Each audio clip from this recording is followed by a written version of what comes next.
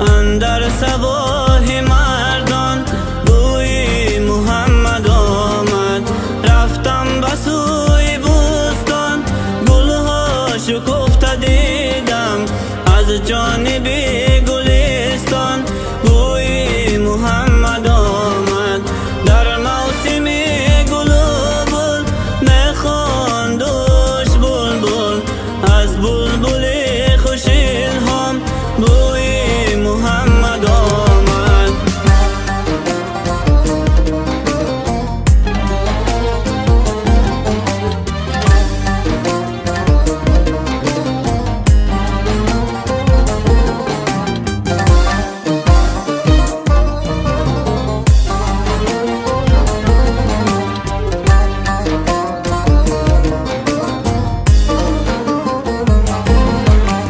گاه بخوان یاسین، آنگاه بگوی آمین از سوره های قرآن.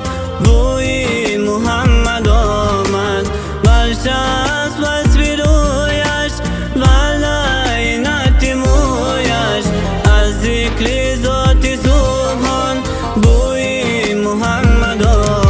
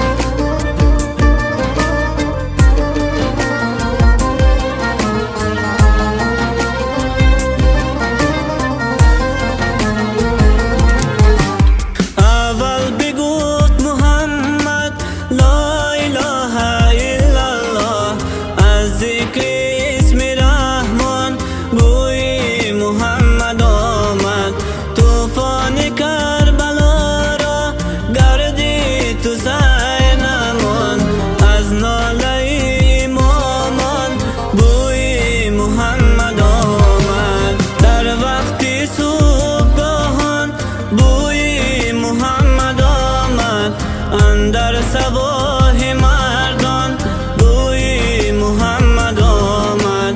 رفتم به سوی بستان، گلها شکفته دیدم از جانب گلستان. بوی محمد آمد.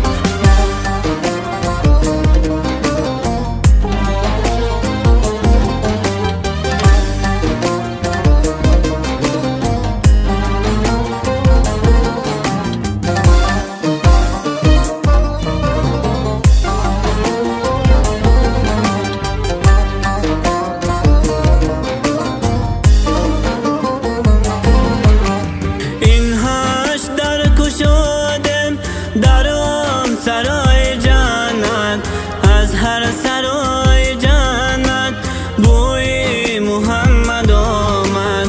املا بزن تو خود را در صحبت غریبان، از صحبت غریبان. بوی محمد آمد در وقت صبحگاهان. بوی محمد آمد اندر صباح مردان. بوی محمد آمد. رفتم به سوی بستان، گلها شکفته دیدم از جان